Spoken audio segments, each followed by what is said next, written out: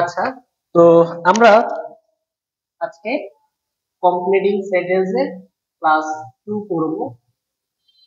Completing sentence আমি গত ক্লাসে হচ্ছে যেখান থেকে শেষ করেছি আজ সেখান থেকে শুরু করছি।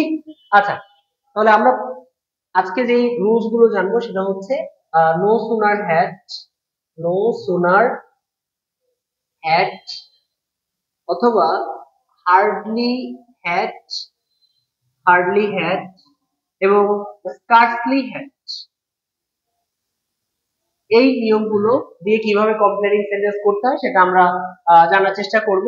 এই তিনটা দ্বারা মূলত একই অর্থ বোঝায়, যেমন কোনো কাজ করতে না করতে না করতে, যেতে না যেতে, বলতে না বলতে, চলতে না না চলতে, খেতে না খেতে, দেখতে না দেখতে, এরকম অর্থ প্রদানের জন্য আমরা ব্যবহার করি হচ্ছে no sooner had, scarcely had অথবা হার্ডলি হ্যাড। আমরা বলি যে আমি কাজটা করতে না করতেই আরেকটা কাজ এসে হাজির হলো, বৃষ্টি থামতে না থামতেই বিদ্যুৎটা চলে আসলো। তো এইরকম অর্থ প্রদানের জন্য আমরা no sooner had, scarcely had অথবা হার্ডলি হ্যাড ব্যবহার করব। কমপ্লিটিং সেন্টেন্সের ক্ষেত্রে আমাদের যেহেতু এখানে তিনটা অর্থই প্রদান করে, একই রকমের মানে অর্থ দেয় তিনটা, তিনটা হচ্ছে ফ্রেজই, কিন্তু আমরা চাইলেই আমাদের কমপ্লিটিং এ যেটা ইচ্ছা ব্যবহার করতে পারবো না, আমাদের যেটা দেওয়া থাকবে ওই নিয়মেই করা যাবে।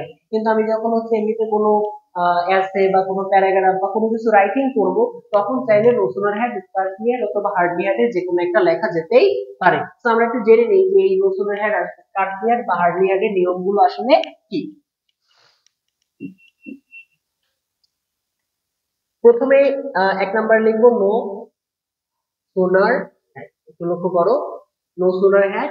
এরপরে স্পেস দিয়ে লিখছে স্কার্সলি হ্যাড এবং হার্ডলি হ্যাড। আচ্ছা, নো সোনার হ্যাড, স্কার্সলি আর হার্ডলি হ্যাড প্রত্যেকটার সাথে আমি একটা করে সাবজেক্ট দিয়ে দিব। এখানে সাবজেক্ট দিতে হবে, লিখলাম সাবজেক্ট।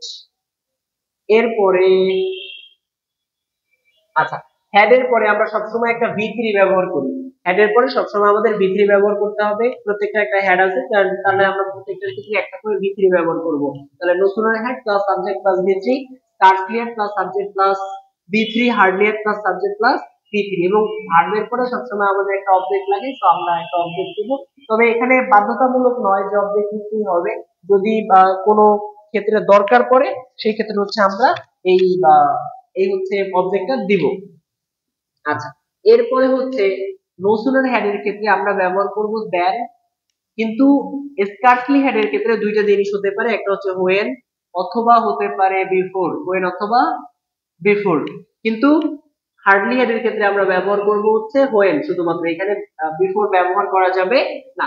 পরবর্তী ক্লজটার ক্ষেত্রে আবারও সবগুলো সাবজেক্ট ব্যবহার করব, স্কার্সলি হ্যাড এর ক্ষেত্রেও সাবজেক্ট এবং হার্ডলি হ্যাড এর ক্ষেত্রেও আমরা ব্যবহার করব হচ্ছে সাবজেক্ট।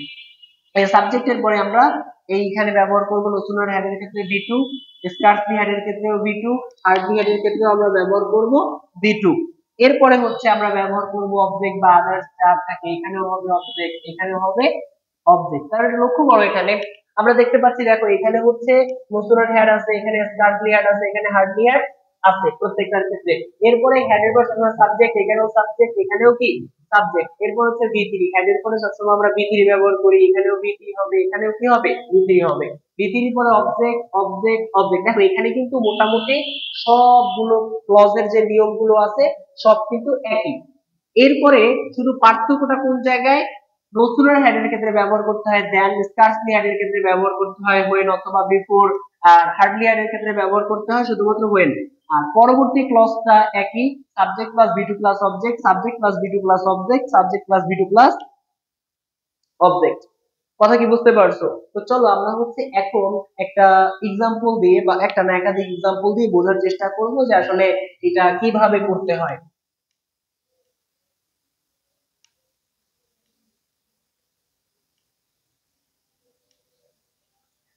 আচ্ছা, এখানে ধরো দেওয়া থাকলো যে sooner had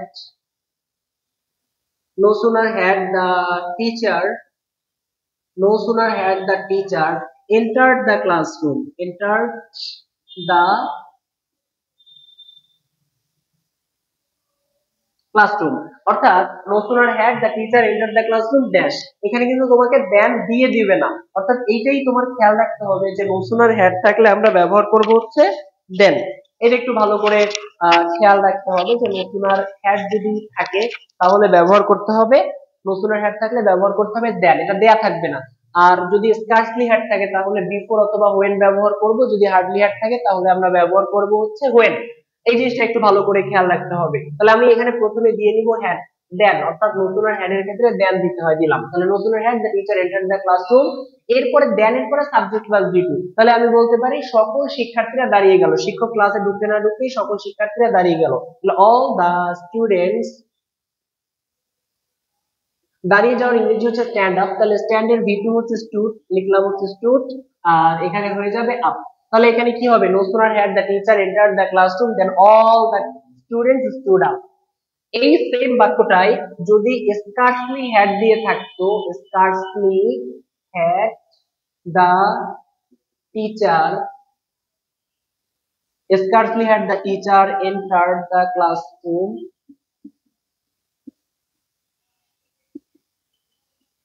entered the classroom, এখানে কিন্তু when দিতে পারি অথবা কি দিতে পারি, বিফোর দিতে পারি, তাহলে when অথবা বিফোর। একটা জিনিস খেয়াল রাখবে যে আমি এখানে কিন্তু বোঝানোর জন্য অ্যাজ এ টিচার দুইটা ওয়ার্ডই দিলাম, দুইটা হচ্ছে কনজাংশন ব্যবহার করলাম, কিন্তু তুমি অ্যাজ এ স্টুডেন্ট দুইটা ব্যবহার করবে না, তাহলে ভুলের সম্ভাবনা বেশি থাকবে। সো তুমি when লিখবে অথবা বিফোর লিখবে, when all the students, all the students stood up, all the students stood up। আর যদি scarcely had এর পরে hardly had থাকে, hardly had, এই hardly had যদি থাকে, hardly had the teacher entered, hardly had the teacher entered the classroom, এখানে কিন্তু just when হবে, বিফোর দেওয়া যাবে না, when all the students stood up, স্ট্যান্ডের ভিতর হচ্ছে স্টুড, সো এখানে দিলাম হচ্ছে স্টুড আপ, এবং আমি যেহেতু এই অংশটা কমপ্লিট করেছি সো আমি when থেকে এই পর্যন্ত একটা আন্ডারলাইন করে দেব। কথা কি বুঝতে পারছো?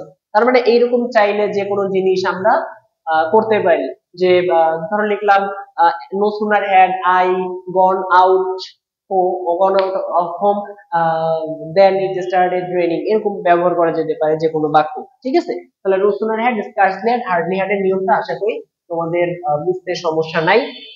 এরপরে আমরা একটা শব্দ দেখবো, সেটা হচ্ছে নেস্ট, NEST, এটা থাকলে কি ব্যবহার করতে হয়?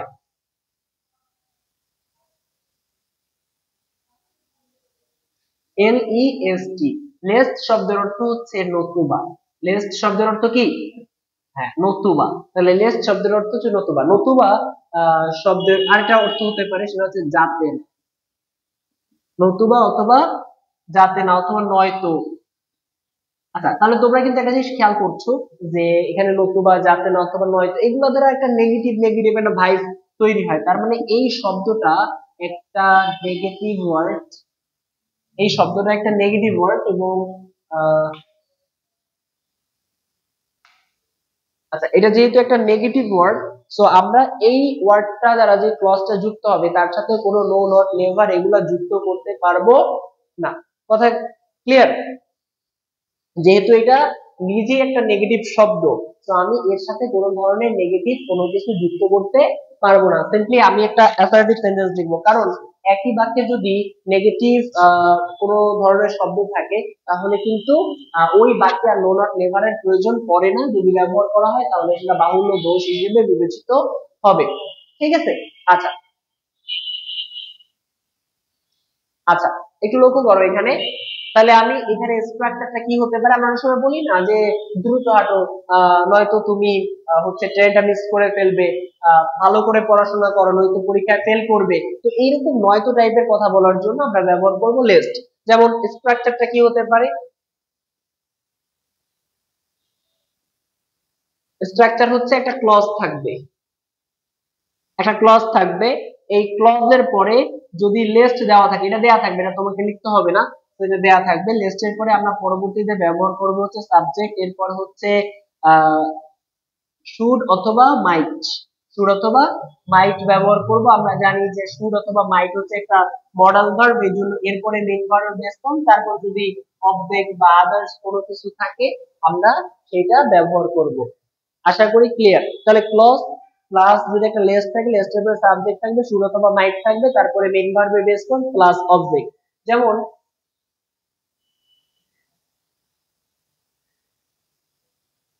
আচ্ছা, এইখানে এটা বাক্য লিখতে পারি যে ওয়ার্ক ফার্স্ট লেস্ট, আচ্ছা lest you should miss the class, দ্রুত আঁকার অথবা তুমি ক্লাসটা মিস করে ফেলতে পারো। এখন আমি এই যে লিস্টের পরের অংশটা কমপ্লিট করেছি ইউ শুড, তাহলে আমি এখানে এই লিস্টের পর থেকে হচ্ছে আন্ডারলাইন করে দিব। এখন একটা প্রশ্ন আসতে পারে মনের ভিতরে যে আচ্ছা এখানে আমি কেন ইউ লিখলাম, এটার পেছনে কারণটা কি? কারণ হচ্ছে আমরা সবসময় লিস্টের পরে ইউ লিখবো এমন না, লিস্টের পরে আমরা ব্যবহার করব সাবজেক্ট। তবে কোন সাবজেক্ট ব্যবহার করব, সাবজেক্টটা নিব হচ্ছে এই জায়গা থেকে, অর্থাৎ আমার প্রথম ক্লসের যে সাবজেক্টটা থাকবে সেই সাবজেক্ট অনুসারে পরবর্তী সাবজেক্টটা আমি নিব। এখানে দেখো পরবর্তী সাবজেক্টটা নিতে হবে, তাহলে এখানে আমি বলছি যে ওয়াক আপ, মানে ওয়াক ফাস্ট, দ্রুত হাঁটো, ওয়াক ফাস্ট। তার মানে আমি যদি কাউকে বলি স্ট্যান্ড আপ, সে দাঁড়াবে, তাহলে স্ট্যান্ড আপ শব্দের অর্থ হচ্ছে you stand up.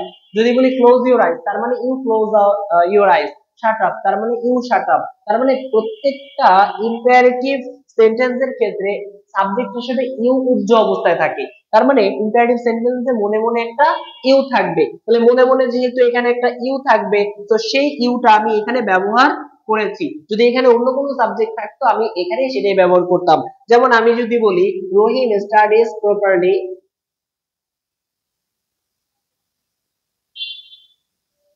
Rahim studies, Rahim studies properly least. আচ্ছা এখানে একটু লক্ষ্য করো যে বলছে রহিম স্টাডিজ প্রপারলি, রহিম হচ্ছে যথাযথভাবে পড়াশোনা করে নয়তো, তাহলে এইখানে কি সাবজেক্ট হিসেবে ইউ দিব? উত্তর হচ্ছে না, এখানে রহিম সাবজেক্ট হিসেবে আছে কি, রহিম সাবজেক্ট হিসেবে রহিম থাকার কারণে এখানে আমি প্রোনাউন হিসেবে ব্যবহার করব হি, আর এখানে শুড অথবা মাইট, হি মাইট এই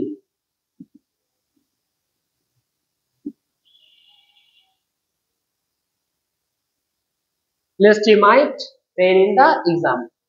ঠিক আছে, তাহলে লেস্টের নিয়ম হচ্ছে নতুবা, নতুবা, হ্যাঁ, তাহলে নতুবা অর্থে লেস্টের পরে সাবজেক্ট প্লাস হচ্ছে শুড অথবা মাইট, তারপরে মেইন ভার্বের বেস ফর্ম ব্যবহার করতে হবে।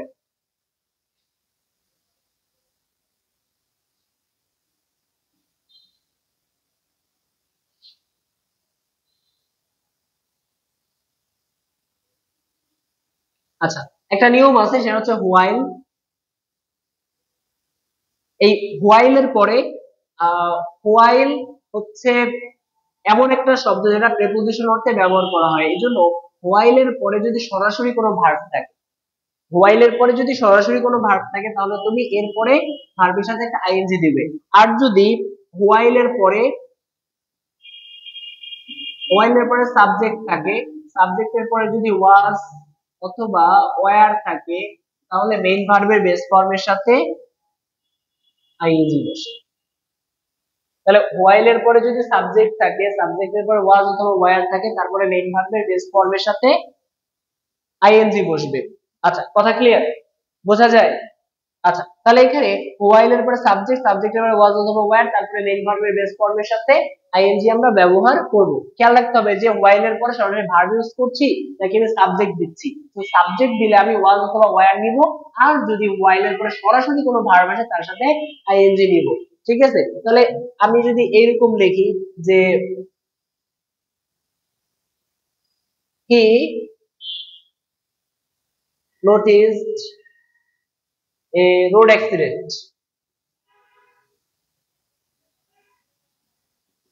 সে একটা সড়ক দুর্ঘটনা লক্ষ্য করলো হোয়াইল, যখন।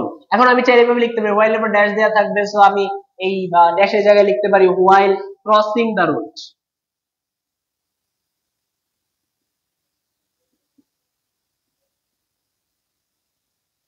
while crossing the road, আচ্ছা while, তাহলে he noticed a road accident while crossing the road। তারপরে ধরো লিখলাম যে I was studying, আমি পড়তেছিলাম, I was studying। এরপর ধরো লেখা আছে while, I was studying while my father, এখানে my father যেহেতু লিখেছি মানে সাবজেক্ট লিখেছি, এরপর was ওয়ার দিব, তারপরে মেইন ভার্বের বেস ফর্মের সাথে ing দিব। তাহলে while my father was watching TV, মানে আমি ঘুমাচ্ছিলাম যখন আমার বাবা টিভি দেখছিলেন। ওকে, তাহলে কি দাঁড়ালো নিয়মটা, while এর পরে যদি সরাসরি কোনো ভার্ব দিতে চাও তাহলে ভার্বের সাথে ing দিবে, আর যদি while এর পরে কোনো সাবজেক্ট আনতে চাও তাহলে was were তারপরে মেইন ভার্বের বেস ফর্মের সাথে ing ব্যবহার করবে। এই তো, তাহলে এই নিয়মটা আশা করি কোনো রকমের সমস্যা হবে না। এরপরে আরো দুইটা নিয়ম একসাথেই লিখবো, এটাও খুবই ইম্পর্টেন্ট। এগুলা হচ্ছে অনেক সময় রাইট ফর্ম অফ ভার্বেও কাজে লাগে, তারপরে দেখা যায় যে রাইটিং সেকশনেও কাজে লাগে, মানে বিভিন্ন সেক্টরে একই রকমের। ইংরেজি ব্যাকরণের তো হচ্ছে একটার সাথে আরেকটার খুব বেশি কানেকশন থাকে, তো যার কারণে আমরা একইভাবে শিখবো, আর এটা মনে রাখতে হবে লং টার্ম, তো লং রানেও এটা খেয়াল রাখতে হবে। যেমন একটা নিয়ম আছে যে উইথ এ ভিউ টু, অথবা যদি উড ইউ মাইন্ড,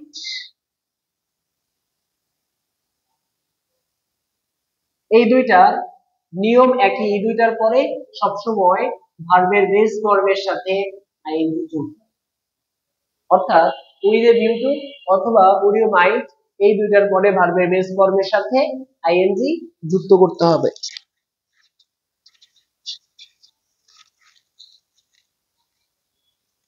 আচ্ছা, তাহলে উড ইউ মাইন্ড এবং হচ্ছে উইথ এ ভিউ টুর পরে ভার্বের বেস ফর্মের সাথে আইএনজি যুক্ত করতে হবে। তো আমরা প্রথমে জেনে নিব যে উইথ এ ভিউ টু শব্দের অর্থ আসলে কি।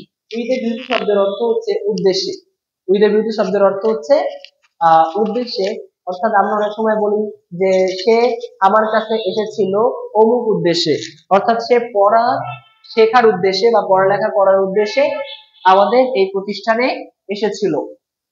সে গান শোনানোর উদ্দেশ্যে গান শোনানোর উদ্দেশ্যে আমার কাছে এলো, তারপর সে সাহায্য নেয়ার উদ্দেশ্যে আমার কাছে এলো, আমি পড়া বোঝার উদ্দেশ্যে রহিমের কাছে গেলাম। তাহলে কোনো কিছুর উদ্দেশ্যে বোঝাতে আমরা উইথ এ ভিউ টু ব্যবহার করি। তাহলে উইথ এ ভিউ টু এর অর্থ কি?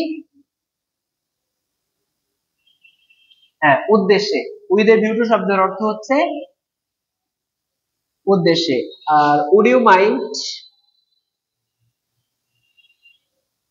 উড ইউ মাইন্ড শব্দের অর্থ হচ্ছে, আচ্ছা would you mind with a view to শব্দের অর্থ হচ্ছে উদ্দেশ্যে, আর উড ইউ মাইন্ড শব্দের অর্থ হচ্ছে আপনি যদি কিছু মনে না করেন।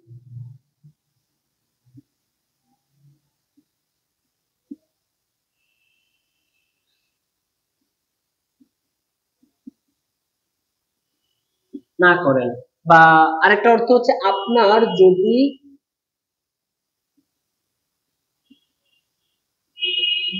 কোনো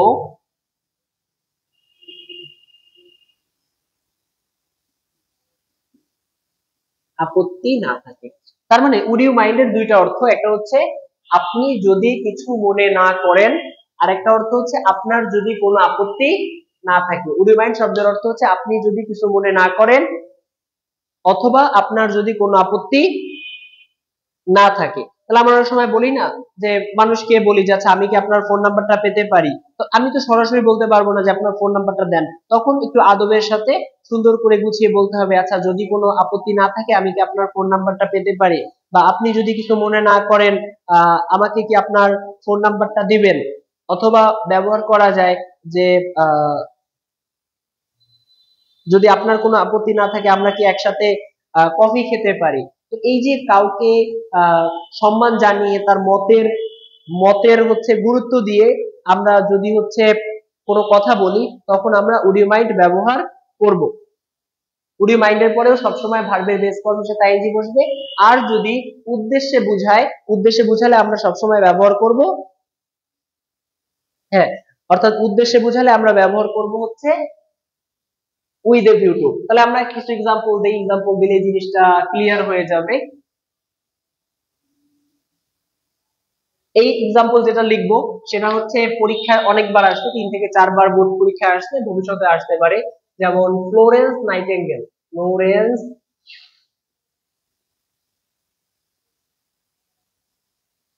Florence Nightingale wanted to be a nurse, wanted to be a nurse। আচ্ছা, বলছে ফ্লোরেন্স নাইটিঙ্গেল হচ্ছে নার্স হতে চেয়েছিলেন with a view to, with a view to, কি উদ্দেশ্যে? With a view to. কি লেখা যায় এখানে? Florence Nightingale wanted to be a nurse with a view to, এখানে ড্যাশ, এখানে আমি এই ড্যাশের জায়গায় লিখতে পারি সে মানুষের সেবা করার জন্য। তাহলে with a view to serve নাকি সার্ভিং? সার্ভিং, কারণ আমরা জানি উইথ এ ভিউ টুর পরে ভার্বের সাথে আইএনজি বসে। তাহলে with a view to serving the patient, মানে পেশেন্টদেরকে সার্ভ করার জন্য সে। তারপর আমি যদি বলি যে ধর লিখলাম যে হি কেম টু মি, সে আমার কাছে আসলেন বা সে আমার কাছে আসলো with a view to, with a view two helping me, মানে আমাকে সাহায্য করার উদ্দেশ্যে সে আমার কাছে আসলো। তাহলে উইথ এ ভিউ টুর পরে ভার্বের সাথে আইএনজি। ধরে লিখলাম যে Akib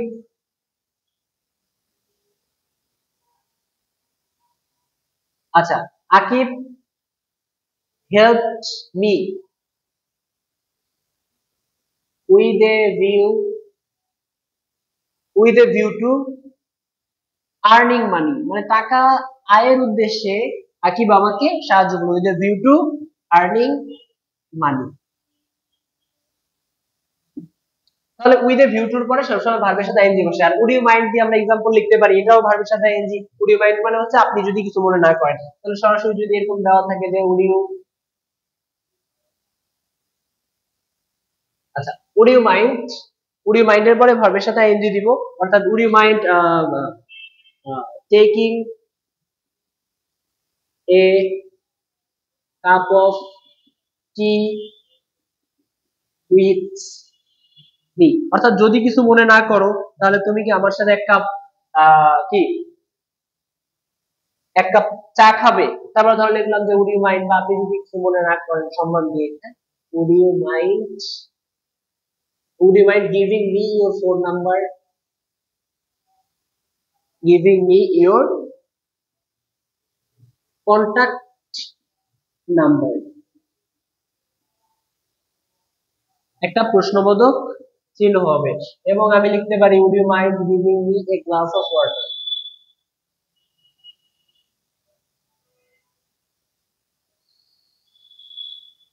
would you mind giving me a glass of water। তাহলে এইভাবে হচ্ছে would you mind এর পরে সবসময় ভার্বের বেস ফর্মের সাথে আমি আইএনজি দিলে হয়ে যাবে, উইথ এ ভিউ টুর পরে ভার্বের সাথে আইএনজি ব্যবহার করা যেতে পারে। আচ্ছা, মুছে দিলাম, উপর থেকে একটু মুছে দিলাম তনু।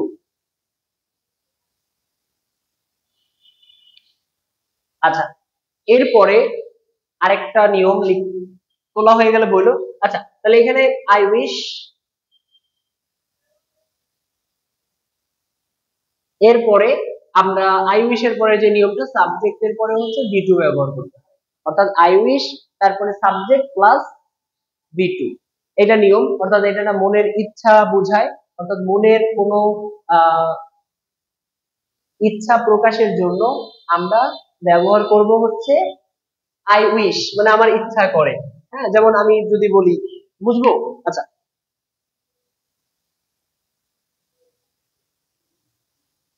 আচ্ছা, এখানে আমি লিখতে পারবো যে I wish I could,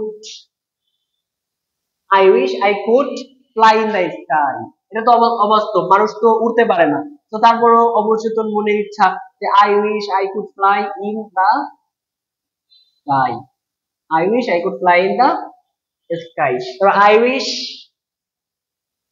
I were a billionaire, billionaire. Okay, তারপর ধর লিখলাম যে I wish I had a lot of money. অর্থাৎ আই উইশ এর পরে সবসময় সাবজেক্টের পরে ভার্বের টু বসবে, আর যদি ওয়াজ ওয়ার এর কোনো ব্যাপার আসে তাহলে ওয়াজ অথবা ওয়ার এর রিপ্লেসমেন্টে ওয়ার ব্যবহার করতে হবে। তোলো।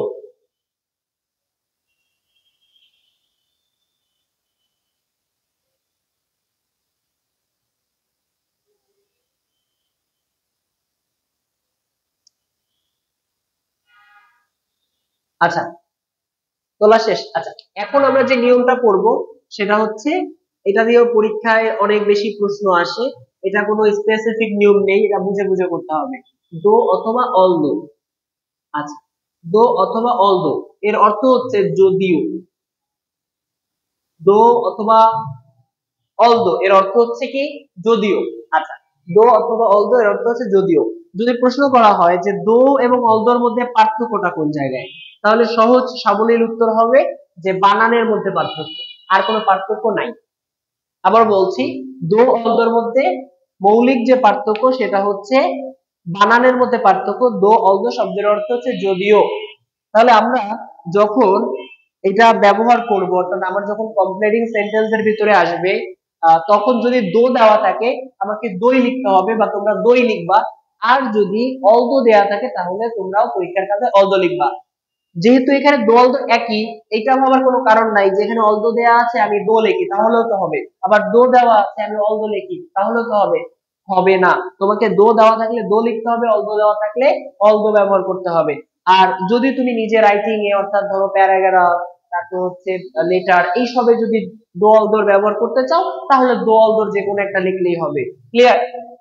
আচ্ছা, তাহলে দল বা শব্দের অর্থ যদিও, এখানে কোনো নির্ধারিত নিয়ম নাই। মনে করো আমরা তো একটা কাজের ফলাফল কি হবে এটা কি আমরা জানি? উত্তর হচ্ছে আমরা জানি না।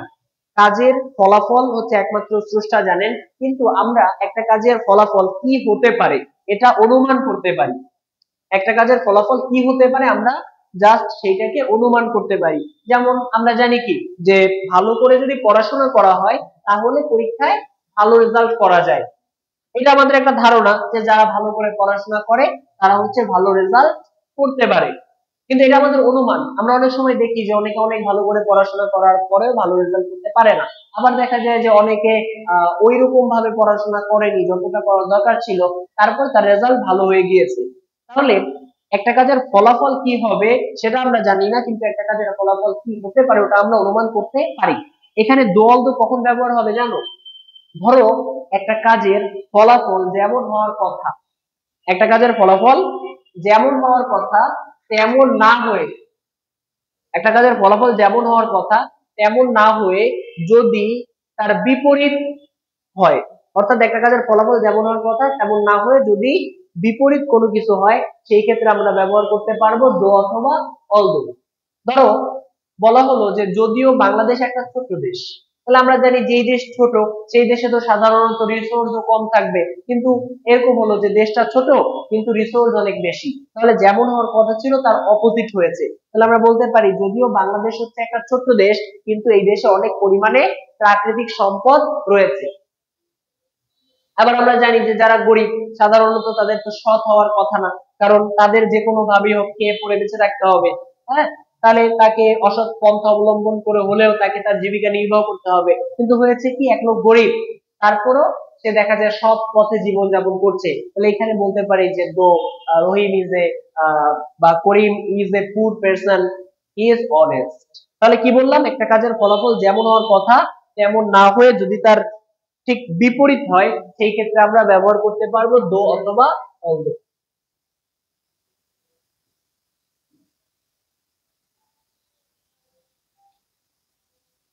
যেমন লেখা যেতে পারে দো বাংলাদেশ ইজ এ,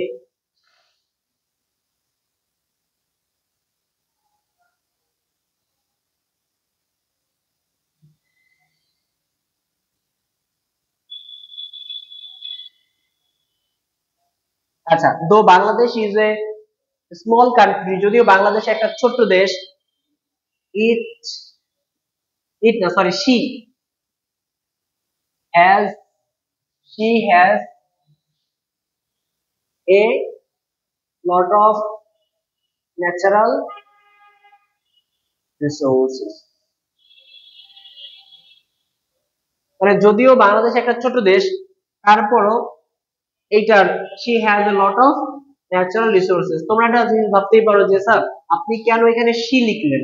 আমরা জানি যে বাংলাদেশ, হ্যাঁ, বাংলাদেশের প্রোনাউন হচ্ছে she। বাংলাদেশ, তারপর হচ্ছে ইন্ডিয়া, হ্যাঁ, বাংলাদেশ, ইন্ডিয়া, এই সব যেগুলো মাতৃভূমি বলা হয়, মাদারল্যান্ড, এগুলোর প্রোনাউন হিসেবে আমরা ব্যবহার করতে পারি she। আর যেসব দেশকে বা পিতৃতান্ত্রিক দেশ বলা হয়, হ্যাঁ, সেই সব ক্ষেত্রে যেমন রাশিয়া, তারপর হচ্ছে জার্মান,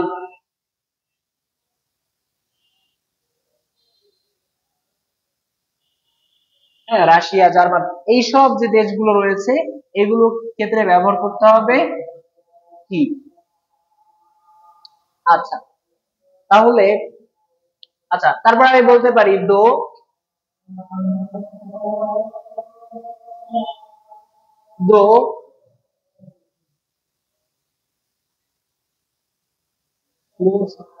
আচ্ছা, Mustafiz Mustafiz studied studied regularly। আচ্ছা, দো Mustafiz studied regularly she failed in the exam।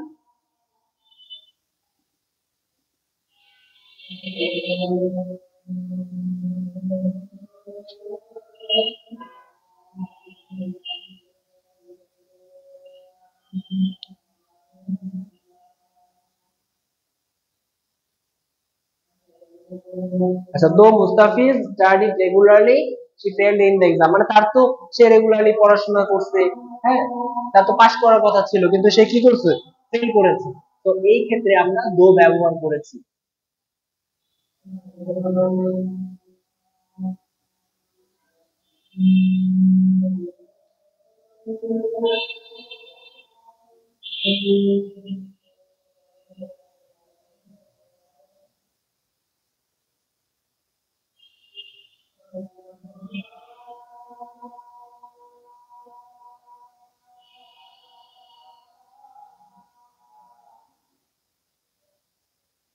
আচ্ছা, তাহলে মোটামুটি হচ্ছে এই ছিল আমাদের ক্লাস।